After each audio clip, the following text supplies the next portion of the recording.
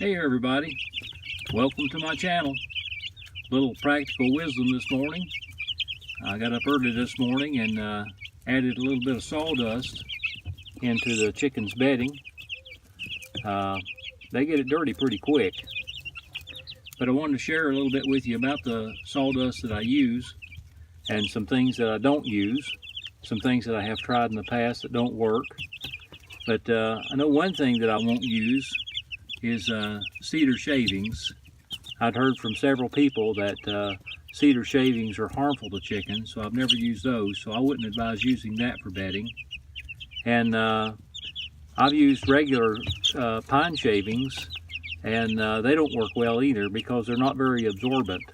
Just make kind of a slick mess in a little bit of no time.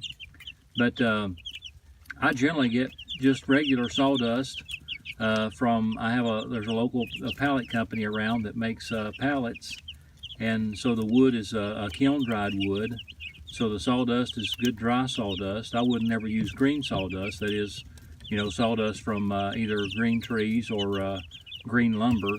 I feel like that would be too hard on the chicken's feet. But I just usually get the coarse sawdust that is at the pallet company, and I get it for free. But there's other places you could check, any sawmill or milling operation or place that makes pallets even. You could just go in and ask them if they have any sawdust you can have, and you can get this for free. It wouldn't cost you anything, and you can store it up in bins or in bags or whatever you need to do.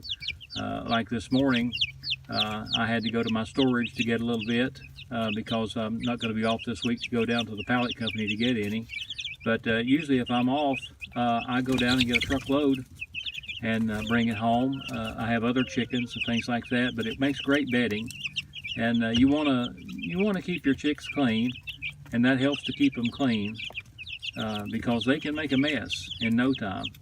And so if you can smell these chicks, when you're in the brood box or brood area, and you can smell them, then you don't have enough sawdust. You don't have enough carbon to absorb the nitrogen. So that's just a tip this morning on sawdust, where to get it free and what kind to use, best I've found. There's other things that people use for bedding, but I've found that sawdust works best for me. So there you go. That's the tip for the day from Practical Pappy. But I hope you have a great day, and if this information has been helpful to you, please give me a thumbs up. And maybe if you don't raise chickens, maybe you know somebody who does, maybe you can just share the video. But until next time, adios.